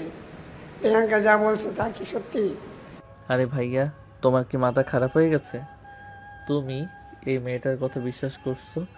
তুমি তো আমার সম্পর্কে খুব ভালো করেই জানো, তারপরও কেন তুমি আমাকে সন্দেহ করছো? এই বলে আশিক তার ভাইয়া আর তার ভাবিকে সমস্ত সত্য ঘটনা খুলে বলে। সব কিছু শুনে প্রিয়াঙ্কার বড় বোন প্রিয়াঙ্কাকে বলে, দেখ প্রিয়াঙ্কা, আশিক একদম সত্য কথা বলছে। কারণ আমরা সবাই জানি তুই ঝড় বৃষ্টি এলে খুব ভয় পাস, আর কাল রাতে সত্যি অনেক ঝড় এসেছিল। তুই হয়তো ঘুমের ঘোরে সব কিছু ভুলে গেছিস, কিন্তু আমরা কোনো কিছুই ভুলে যাইনি। নিজের বোনের মুখ থেকে যখন গতকালের রাতে ঝড় হওয়ার কথা এসব শুনলো, প্রিয়াঙ্কা তখন এই কথাটা বিশ্বাস করলো। তারপর আর আশিককে কিছু বলল না। এভাবেই চলছিল তাদের দিনগুলো। আশিক এখন প্রিয়াঙ্কার প্রতি একদম আসক্ত হয়ে গেছে। এখন আর ভাবি কিংবা মায়ের হাতের রান্না খেতে ইচ্ছে করে না। এখন প্রিয়াঙ্কার হাতের রান্নাই যেন তার কাছে অমৃতের মতো লাগে। কিন্তু সেটা কতদিন আর চলবে? প্রিয়াঙ্কার বাড়িতে চলে আসার দিন হয়ে আসলো। সেদিন বিকেলবেলা সবাই ড্রয়িং রুমে বসে আড্ডা দিচ্ছিল। তখনই প্রিয়াঙ্কা তার দুলাভাইকে বলে, দুলাভাই, আমাকে তো বাড়িতে চলে যেতে হবে, আমার ভার্সিটি শুরু হয়ে গেছে। আরে সেটা তো আমরা ভুলে গিয়েছিলাম। তুমি আর কয়দিন আগে কেন বললে না? কারণ আমাদের বাসার জন্য তো একটা কাজের মেয়ে দেখতে হবে। তোমার আপু তো আর এই অবস্থায় কোনো কাজ করতে পারবে না, আর আমি তাকে কোনো কাজ করতে দিবও না। কয়দিন তুমি ছিলে তো নিশ্চয় ছিলাম। আমি তো আরো 1 সপ্তাহ আগেই আপুকে বলেছিলাম। কেন আপু আপনাকে বলেনি কিছু? না রে, আমি ভুলে গেছিলাম। যাই হোক, আমার শরীর এখন অতটাও খারাপ হয়নি। কয়েকদিন আমি চালিয়ে নিতে পারবো। তারপর না হয় একটা কাজের মেয়ে নিয়ে আসা যাবে। এদিকে প্রিয়াঙ্কার চলে যাওয়ার কথাটা শুনেই আশিকের মুখ একদম কালো হয়ে গেল। সে একদম চুপচাপ বসে রইল। তার চোখ দুটোতে পানি টলমল করছে। এই বুঝি বৃষ্টি নেমে আসবে। প্রিয়াঙ্কা এই ব্যাপারটা লক্ষ্য করলো, কিন্তু বোন দুলাভাইয়ের সামনে কিছু বলল না। রূপ চুপচাপ রুমে চলে আসলো। এদিকে সেদিন সন্ধ্যাবেলা আশিক ব্যালকনিতে বসে আছে। চুপচাপ আকাশের দিকে তাকিয়ে কান্না করছে, কোনো শব্দ হচ্ছে না। চোখ দিয়ে শুধু টপ টপ করে পানি পড়ছে। প্রিয়াঙ্কা পাশে এসে দাঁড়ায় আর তারপর আশিককে বলে, কি ব্যাপার, কি হয়েছে তোমার? কিছুই বুঝলাম না, তুমি এভাবে কান্না করছো কেন? প্রিয়াঙ্কার গলার আওয়াজ শুনে আশিক ততক্ষণে নিজের চোখের পানি মুছে নিয়েছে। তারপর পিছন ফিরে প্রিয়াঙ্কার দিকে তাকিয়ে বলে, কই না তো, কিছু হয়নি, আমি একদম ঠিক আছি। আর কান্না কেন করব? এই বলে প্রিয়াঙ্কাকে কোনো কথা বলার সুযোগ না দিয়ে আশিক পাশ কাটিয়ে সেখান থেকে বের হয়ে বাইরে চলে গেল। প্রিয়াঙ্কা ব্যাপারটা কিছুই বুঝতে পারল না। আশিক কেন এভাবে হঠাৎ করে কান্না করলো। যাই হোক, রাতের বেলা তার রুমে ফিরে আসতেই হবে, তখন না হয় তাকে জিজ্ঞাসা করা যাবে। কিন্তু দুর্ভাগ্যবশত আশিক সেদিন রাতে আর বাসায় আসলো না। সে তার ভাবিকে ফোন দিয়ে জানিয়ে দিল তার এক বন্ধুর বাড়িতে পার্টি আছে, রাতে সেখানেই থেকে যাবে। আর সকালবেলা সেখান থেকেই কলেজে চলে যাবে। আশিকের এরকম আচরণ দেখে প্রিয়াঙ্কা কিছুই বুঝতে পারছে না, শুধুই চিন্তা করে চলেছে আশিক কেন এরকম আচরণ করছে, কিন্তু কোনো কুল কিনারা খুঁজে পাচ্ছে না। এদিকে আশিক আর তার বন্ধুর হৃদয় তাদের বেডরুমে শুয়ে আছে। তখনই হৃদয় আশিককে বলে, আচ্ছা দোস্ত, আমি তো তোর বেস্ট ফ্রেন্ড, আর কাউকে না হলেও তো আমাকে তো বলতে পারিস তোর কি হয়েছে। তুই এভাবে কান্না করছিস কেন? তোর চোখ দুটো একদম লাল হয়ে আছে। আরে ভাই, তোকে আমি কি করে বলবো, আমি তো নিজেই ভেবে পাচ্ছি না আমি কি করে এরকমটা করে ফেললাম। দেখ ভাই, তোকে এত কিছু ভাবতে হবে না। কি হয়েছে সেটা আমাকে খুলে বল, তারপর দেখি কিছু করতে পারি কি না। অতঃপর আশিক হৃদয়ের কাছে সবকিছু খুলে বলল। সবকিছু শুনে হৃদয় বলল, আরে বেটা, এতদিন তো শুধু ভাবতাম তোর মাথা খারাপ হয়ে গেছে, আর আজকে তো দেখছি সত্যি সত্যি তোর মাথা খারাপ হয়ে গেছে। তোর বিয়ান তোর থেকে 3 বছরের বড়, এটা কি তুই ভুলে গেছিস? আর তুই নিজেই বলছিলি ওই মেয়েটা অন্য একটা ছেলের সঙ্গে রিলেশনে আছে, তাহলে তুই এরকমটা ভাবছিস কি করে? আমি কোনো কিছুই জানি না, আর জানতেও চাই না। আমি ওকে ভালোবেসে ফেলেছি, ব্যাস এইটুকুই। আমার ভালোবাসার কাছে পৃথিবীর অন্য কোনো শক্তি এসে বাধা হয়ে দাঁড়াক, সেটা আমি চাই না। দেখ, প্রথমত প্রিয়াঙ্কা আপু অন্যজনের সঙ্গে রিলেশনে আছে। দ্বিতীয়, তুই তাকে ভালোবাসিস সে কথা সে জানে না। আর তৃতীয়ত, সে এখান থেকে চলে যাবে। তাই যা করার আমাকে আজ রাতের মধ্যেই করতে হবে। কি করবি? এখানে কি করার আছে? আমার মনে হয় কিছুই করার নেই, যা হয়ে যাচ্ছে তা হয়ে যেতে দেওয়া উচিত। আশিকের এই কথা শুনে হৃদয় আশিককে ধমক দিয়ে বলতে থাকে, দেখ, আমার মনে হয় সত্যি তোর মাথা খারাপ হয়ে গেছে। যে মানুষটাকে হারিয়ে ফেলার ভয়ে কান্না করছিলিস, আবার সেই মানুষটাকে হারিয়ে যেতে বলছিস। তো কি করব? আমি যাকে পাবো না তার জন্য কেন প্রচেষ্টা করব? যে হারিয়ে যাওয়ার সে তো হারিয়ে যাবেই। ভুল করেছি আমি ভালোবেসে, আমার ওকে ভালোবাসা উচিত হয়নি। এই বলে আশিক ছোট বাচ্চাদের ন্যায় হাওমাও করে কান্না করতে শুরু করে। এদিকে হৃদয় কি করবে কিছুই ভেবে পাচ্ছে না। সারাটা রাত এভাবেই কেটে গেল। হৃদয় আর আশিক কেউই একবারের জন্য নিজেদের চোখ বন্ধ করলো না। এদিকে আশিক তো কান্না করেই চলেছে একদম ননস্টপ। সকাল হতেই হৃদয় তার অন্য সব বন্ধুদেরকে নিজেদের বাড়িতে ডেকে নেয়, আর তারপর সবাই মিলে চিন্তা করতে থাকে কিভাবে কি করা যায়। সবাই মিলে একটা সিদ্ধান্তে পৌঁছায়, আর তারপর তারা সবাই আশিককে নিয়ে তাদের বাড়িতে চলে আসলো। সকাল তখন 8টার মতো বাজে। কলিং বেল চাপ দিতেই আশিকের বড় ভাবি এসে দরজাটা খুলে দেয়, আর আশিককে দেখেই বলতে থাকে, কি রে, তুই না বলেছিলিস সকালে আর বাসায় আসবি না? তোর বন্ধুর বাসা থেকেই কলেজে চলে যাবি? তাহলে আবার আসলি যে? আশিক তখন তার ভাবির কথার কোনো উত্তর না দিয়ে দৌড়ে ভিতরে চলে গেল আর প্রিয়াঙ্কাকে খুঁজতে লাগলো। কিন্তু কোথাও প্রিয়াঙ্কাকে খুঁজে পেল না। পুরো বাসা একদম ফাঁকা, কোথাও প্রিয়াঙ্কার চিহ্নটুকুও নেই। তাই সে দৌড়ে আবার ড্রয়িং রুমে চলে আসে। তার ভাবি তার এরকম কর্মকাণ্ড দেখে বলতে থাকে, আরে, তোর কি হয়েছে সেটা তো আমাকে বলবি। তুই যদি আমাকে খুলে না বলিস তাহলে আমি বুঝবো কি করে? তখনই পাশ থেকে হৃদয় বলে, ভাবি, আপনার বোন কোথায়? আমরা আপনার বোনের সঙ্গে কথা বলতে এসেছি। প্লিজ ওনাকে একটু ডেকে দিন। ও তো এখানেই নাই। এ তো কিছুক্ষণ হলো তোমাদের ভাইয়া ওকে স্টেশনে ছাড়তে গেছে। কিছুক্ষণ পরেই হয়তো ট্রেন আসবে। আরে কি বলেন ভাবি? এই তোরা সবাই চল তো দেখ। এই বলে হৃদয় আশিক আর অন্য সবাইকে নিয়ে বাসা থেকে বের হয়ে পড়লো। একটা সিএনজি নিয়ে সোজা রেল স্টেশনে চলে আসলো। আর তারপর সবাই মিলে দৌড়াদৌড়ি করে প্রিয়াঙ্কা আর প্রিয়াঙ্কার দুলাভাইকে খুঁজতে লাগলো। তখনই স্টেশনে ট্রেন ঢুকতে যাবে, এদিকে আশিকের মুখের দিকে তাকানো যাচ্ছে না। চিন্তায় একদম মুখ কালো হয়ে আসছে। কাল রাতে কিছু খায়নি, সব মিলিয়ে একদম নাজেহাল অবস্থা। এদিকে আশিকের বন্ধুরা প্রিয়াঙ্কাকে তন্ন তন্ন করে সারা স্টেশন খুঁজে চলেছে, কিন্তু কোথাও পাচ্ছে না। তখনই হঠাৎ চোখ পড়লো প্রিয়াঙ্কার তার দুলাভাই ট্রেনের দিকে এগিয়ে যাচ্ছে। তখন হৃদয় তখনই দৌড়ে গিয়ে প্রিয়াঙ্কার হাত ধরলো আর বলতে লাগলো, আপু প্লিজ, আপনি এখান থেকে যাবেন না। হঠাৎ করে হৃদয়ের এখানে চলে আসা আর এমন কথায় প্রিয়াঙ্কা অনেকটাই অবাক হয়ে পড়ে। তাই সে হৃদয়কে বলে, আরে এইসব তুই কি বলছিস? আমার ভার্সিটি শুরু হয়ে গেছে, আমাকে তো যেতেই হবে। তাছাড়া তুমি এখন হঠাৎ করে এখানে কোথা থেকে আসলে? আপু, আমি আপনাকে সব কিছু খুলে বলছি, কিন্তু প্লিজ আপনি ট্রেনে উঠবেন না। এদিকে আসুন, একটু শান্ত হন, তারপর সব কিছু বলছি। তখনই প্রিয়াঙ্কার দুলাভাই হৃদয়ের হাত থেকে প্রিয়াঙ্কার হাতটা ছাড়িয়ে নিয়ে বলতে লাগলো, আরে তোমার মাথা খারাপ হয়ে গেছে নাকি? এই একটাই ট্রেন যেটা দিয়ে প্রিয়াঙ্কা বাড়িতে যেতে পারবে, তা না হলে আবার কালকে যেতে হবে। এখান থেকে সরো আর প্রিয়াঙ্কাকে যেতে দাও। এই বলে তিনি প্রিয়াঙ্কাকে ট্রেনে তুলে দিচ্ছিলেন প্রায় তখনই আশিক আর তার অন্য বন্ধুরা সবাই সেখানে এসে পৌঁছালো। আশিকের বড় ভাই আশিক এবং তার বন্ধু সবাইকে এখানে দেখে একদম হতবাক। তিনি আশিককে বলতে লাগলেন, কিরে, কি হয়েছে তোদের?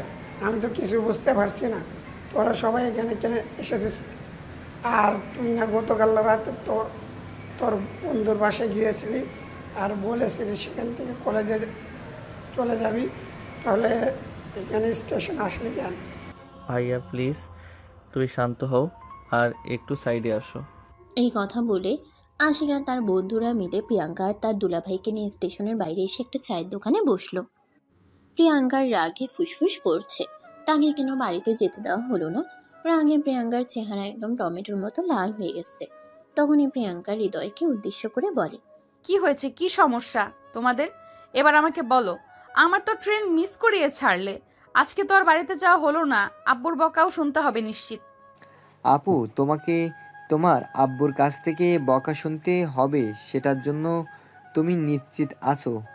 কিন্তু একজন মানুষ যে তোমার জন্য কান্না করতে করতে মরে যাচ্ছে, সেটার জন্য তোমার একটু চিন্তা নেই? হৃদয়ের এই কথা শুনে প্রিয়াঙ্কা যেন একদম আকাশ থেকে পড়লো আর বলতে লাগলো, আরে আমার জন্য কি আবার কাঁদতে কাঁদতে মরে যাচ্ছি? আমি তো কিছুই বুঝতে পারছি না কি হয়েছে, আর তোমরা কি বলতে চাইছো একটু খুলে বলো শুনি। অতঃপর প্রিয়াঙ্কার কাছ থেকে অনুমতি নিয়ে হৃদয় সবকিছু বলতে শুরু করলো। সবকিছু শুনে প্রিয়াঙ্কা আর প্রিয়াঙ্কার দুলাভাই দুজনেই একদম স্তব্ধ হয়ে গেছে। কেউ কিচ্ছু বলছে না, কিছু বলার ভাষাই খুঁজে পাচ্ছে না।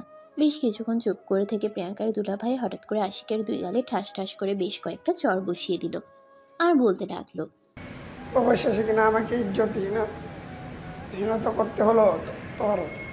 আমি তোকে নিজের ভাইয়ের মতো ভেবেছিলাম। আমার বাসায় থাকতে চেয়েছেন মাত্রই কিনা অবশেষে আমাকেই অপমানিত করলি। আশিক তখন কোনো কথাই বোঝে না, চুপচাপ ভাইয়ের হাতে মার খেয়েই চলেছে। এদিকে আশিকের বন্ধুরা তার ভাইয়ের হাত থেকে তাকে ছাড়িয়ে নিয়ে বলতে লাগলো, ভাইয়া প্লিজ, আপনি শান্ত হন। আপনি বিষয়টা বোঝার চেষ্টা করুন। দেখুন, ভালোবাসা বয়স কিংবা সময় দেখে হয় না।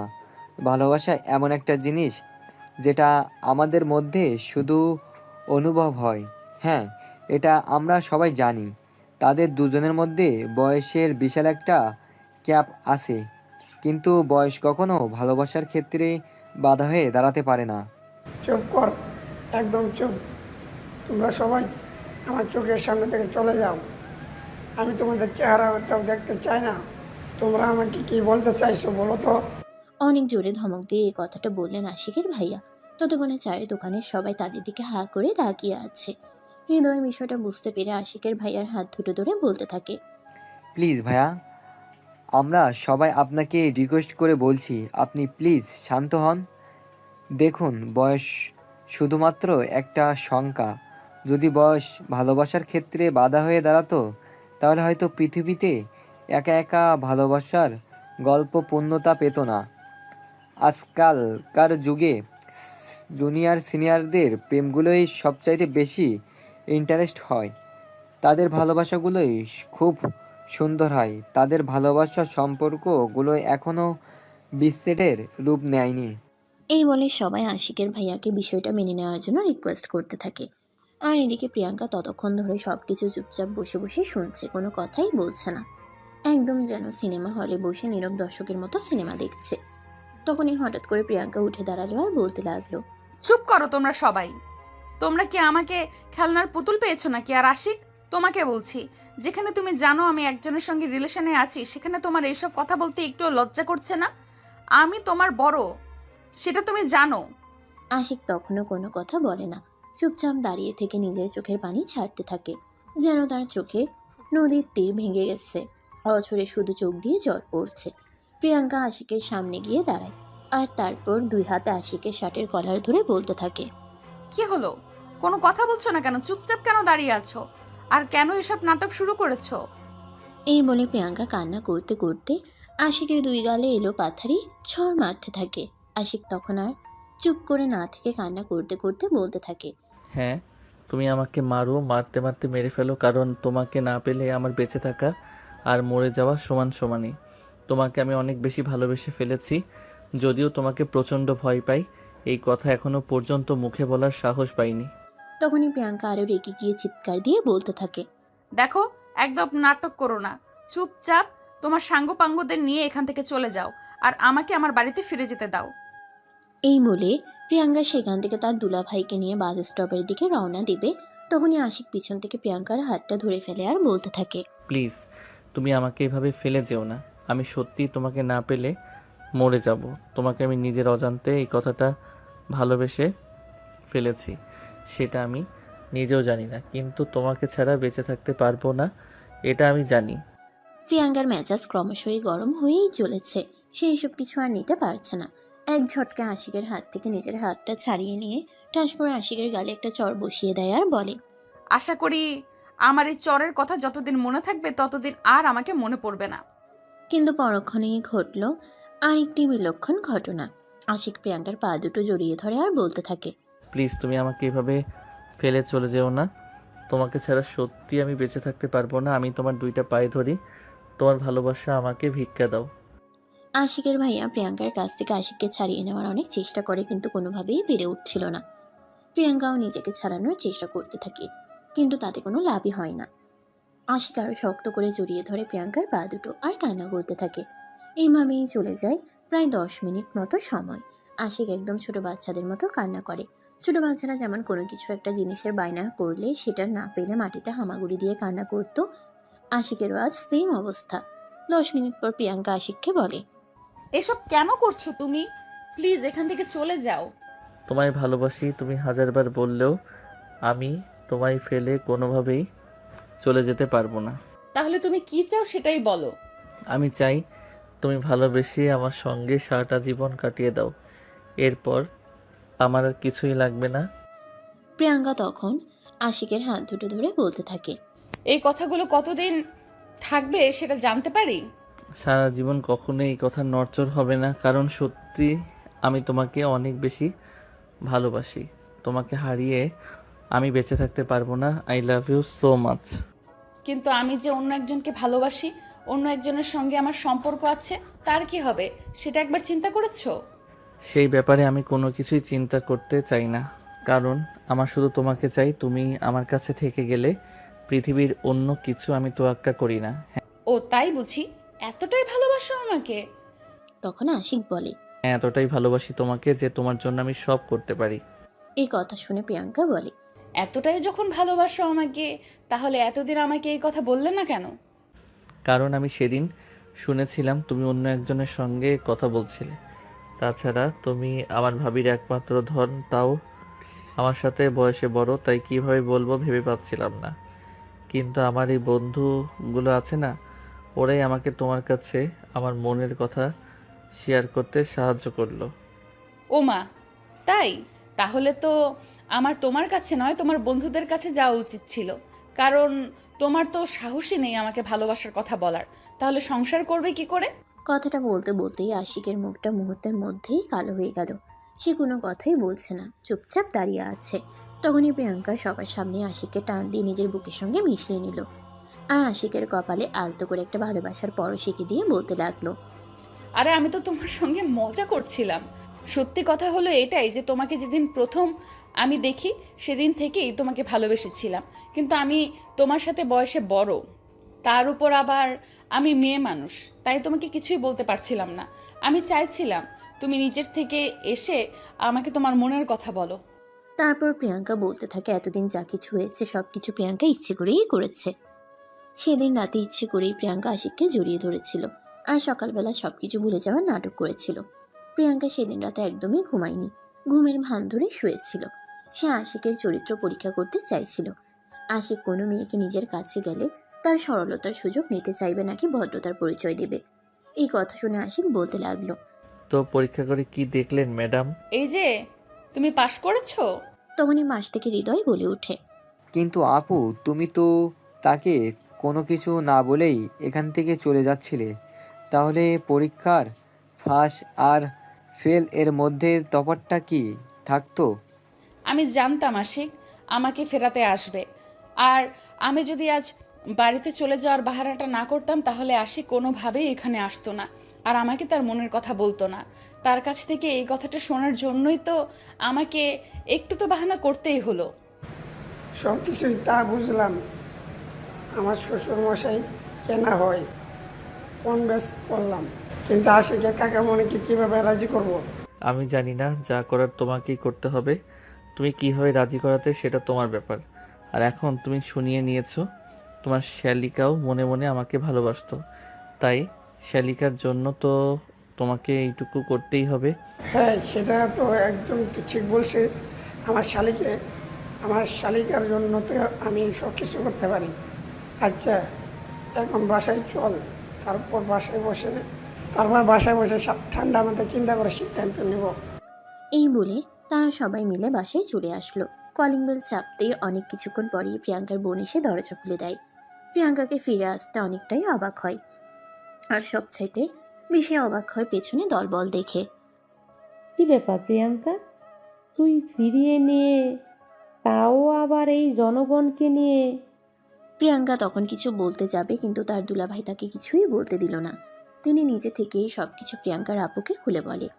তারপর সবাই মিলে বসে চিন্তা ভাবনা করে দুই ফ্যামিলিকে কিভাবে বিষয়টা মানানো যাবে এটার চিন্তা করতে থাকে। অবশেষে প্রিয়াঙ্কার আপু আর দুলাভাই মিলে তাদের দুই ফ্যামিলিকে অনেক রিকোয়েস্ট করার পর রাজি করায়, আর তাদের বিয়ের ব্যবস্থা করে দেয়। আজ প্রিয়াঙ্কা আর আশিকের বিয়ের কাজ সম্পন্ন হয়েছে, তাও আবার প্রিয়াঙ্কার বোনের বাসায়। আসলে এই বিষয়টা প্রথমে কেউই মেনে নিতে চাইছিল না, তাই প্রিয়াঙ্কার আপু আর দুলাভাই দুজনে মিলে সিদ্ধান্ত নেয় তারা নিজেরাই আশিক আর প্রিয়াঙ্কার বিয়ের ব্যবস্থা করবে, এবং তারা সেটাই করে। কিন্তু বিয়ের দিন সকালেই দুই পক্ষের গার্ডিয়ান এসে উপস্থিত হয়। তারপর তাদের সম্মতিতেই বিয়ের শুভ কাজ সম্পন্ন হয়। প্রিয়াঙ্কা বলছে সে বাসর ঘরে বসে আশিকের যেন অপেক্ষা করছে, আর এদিকে আশিকের দুষ্টু বন্ধু বান্ধবীরা আশিককে ঘিরে ধরে রেখেছে, কোনোভাবেই তাকে বাসর ঘরে যেতে দিচ্ছে না। এটা দেখে আশিক তাদেরকে বলে, আরে ভাই, তোরাই তো এত কিছু করে আমার ভালোবাসার মানুষটাকে আমার বউ বানিয়ে দিলি, আর এখন তোরাই আমাকে এখানে আটকে রেখেছিস, আমার বউটার কাছে যেতে দিচ্ছিস না। ভাই, তোর জন্য কত কিছু বললাম, এবার আমাদের পাওনাটা আমাদের বুঝিয়ে দে, তাহলে তো আমরা এখান থেকে তোকে যেতে দেই। আশিক তখন তার বন্ধুদের হাতে 10,000 টাকার একটা বান্ডেল তুলে দিয়ে বলে, এই নে, আপাতত এটা নিয়ে বিদায় হও। আর তারপর আবার না হয় কোনো একদিন আমার বউয়ের হাতে রান্না করা স্পেশাল বিরিয়ানি তোদের খাওয়াবো। আরে ভাই, একদিনের কথা কেন বলছিস? আমরা সবাই তোর জন্য কত কষ্ট করলাম। আমরা তো প্রায়ই আসবো ভাবির হাতে রান্না খেতে। সেই দিন খেয়েছিলাম, আর আজকেও মুখে স্বাদ লেগে আছে। আচ্ছা ভাই, ঠিক আছে, এবার অন্তত আমাকে যেতে দে। প্রয়োজন হলে আমি তোদের জন্য একটা রেস্টুরেন্ট খুলে দেব। এই বলে আশিক কোনো রকমে তার বন্ধুদের কাছ থেকে ছুটে পালালো। রুমে এসে ছুটতে ছুটতে দরজাটা বন্ধ করে দিয়ে হাঁপাতে লাগলো। প্রিয়াঙ্কা আশিকের এমন অবস্থা দেখে বিছানা থেকে নেমে এসে আশিকের সামনে দাঁড়ালো, আর তারপর বলতে লাগলো, কি ব্যাপার, কি হয়েছে তোমার? তুমি এভাবে হাঁপাচ্ছ কেন? কি হয়েছে? আরে আর বলো না, আমার পাজি মার্কা বন্ধুগুলো কোনোভাবে আমাকে এখানে আসতে দিচ্ছিল না। ওরা আমাকে আটকে রাখতে চাইছিল। ওদের কাছ থেকে কোনো রকমে ছুটে চলে আসলাম। আরে বাবা, জীবনে প্রথমবার বিয়ে করেছি বলে কথা, তোরা আমাকে বউয়ের কাছে আসতে দিচ্ছিস না? আশিকের এমন কথা শুনে প্রিয়াঙ্কা হেসেই কুটি কুটি হচ্ছে। প্রিয়াঙ্কা এভাবে হেসে গড়াগড়ি খাচ্ছে, এটা দেখে আশিক প্রিয়াঙ্কাকে বলে, আরে তুমি এভাবে হাসছো কেন? এভাবে হাসলে তো আমি পাগল হয়ে যাব। পাগল হয়ে আর যাবে কোথায়? সেই তো ঘুরে ফিরে আমার কাছেই আসতে হবে। হ্যাঁ, তোমার পাগল তো তোমার কাছেই আসবে, অন্য কোথাও যাবে নাকি? এই বলে আশিক একটা শয়তানি মার্কা হাসি দিয়ে প্রিয়াঙ্কাকে একটা টান দিয়ে নিজের কাছে টেনে নিল। প্রিয়াঙ্কার কোমরে হাত রাখতেই প্রিয়াঙ্কা কেঁপে উঠল। আরে কি করছো তুমি? ছেড়ে দাও আমাকে, আমার কেমন যেন লাগছে। লাগুক, তাতে আমার কি? বহু বছর সাধনার পর এই রাত পেয়েছি, আজকে আর কোনো বাধা মানব নাকি? এই বলে আশিক প্রিয়াঙ্কার কোমরে চাপ দিয়ে নিজের আরও কাছে টেনে নিল। প্রিয়াঙ্কার বুকের সঙ্গে নিজের বুক মিশিয়ে নিল। দুজন দুজনের স্পন্দন শুনতে পাচ্ছে। আশিক প্রিয়াঙ্কার নাকের সঙ্গে নিজের নাক ঘষছে। প্রিয়াঙ্কা অনেক জোরে জোরে নিঃশ্বাস নিচ্ছে। এটা দেখে আশিক বলতে লাগলো, কি হয়েছে তোমার? তুমি এভাবে এত জোরে জোরে নিঃশ্বাস নিচ্ছ কেন? জানি না, তোমার স্পর্শ পেতেই আমার কেমন যেন অন্যরকম একটা অনুভূতি হচ্ছে। কি রকম? আমি জানি না। তোমাকে জানতে হবে না, আমি জানিয়ে দিচ্ছি। এই বলে আশিক প্রিয়াঙ্কাকে নিজের আরও কাছে টেনে নিল। ও প্রিয়াঙ্কার দুই ঠোঁটে নিজের দুই ঠোঁট ডুবিয়ে দিল আর ইচ্ছে মতো চুম্বন করতে থাকলো। প্রিয়াঙ্কাও আশিকের সঙ্গে রেসপন্স করতে থাকে। বেশ কিছুক্ষণ ধরে চলে তাদের ডিপ কিসিং পর্ব। আশিক প্রিয়াঙ্কার ঠোঁট দুটো ছেড়ে দিয়ে প্রিয়াঙ্কার গলা নিচে মুখ ডুবিয়ে দেয়। প্রিয়াঙ্কা আরও জোরে জোরে নিঃশ্বাস নিতে থাকে। সারা ঘর জুড়ে ভেসে বেড়াচ্ছিল শুধু তার নিঃশ্বাসের শব্দ। আশিক তখনই আর এক মুহূর্ত দেরি না করে প্রিয়াঙ্কাকে নিয়ে চলে যায় সুখের রাজার সুপ্ত সাগরে, আর তলিয়ে যায় সুখের মহাসমুদ্রে। এভাবেই শুরু হলো তাড়াতাড়ি দুষ্টু মিষ্টি একটা রোমান্টিক প্রেমের গল্প। সুপ্রিয় ভিউয়ার্স, আমাদের আজকের গল্পটা এই পর্যন্তই ছিল। গল্পটা আপনাদের কাছে কেমন লেগেছে ছোট্ট একটা কমেন্টে জানাবেন। ভালো লাগলে লাইক, কমেন্ট অ্যান্ড শেয়ার করে পাশেই থাকবেন। ধন্যবাদ সবাইকে।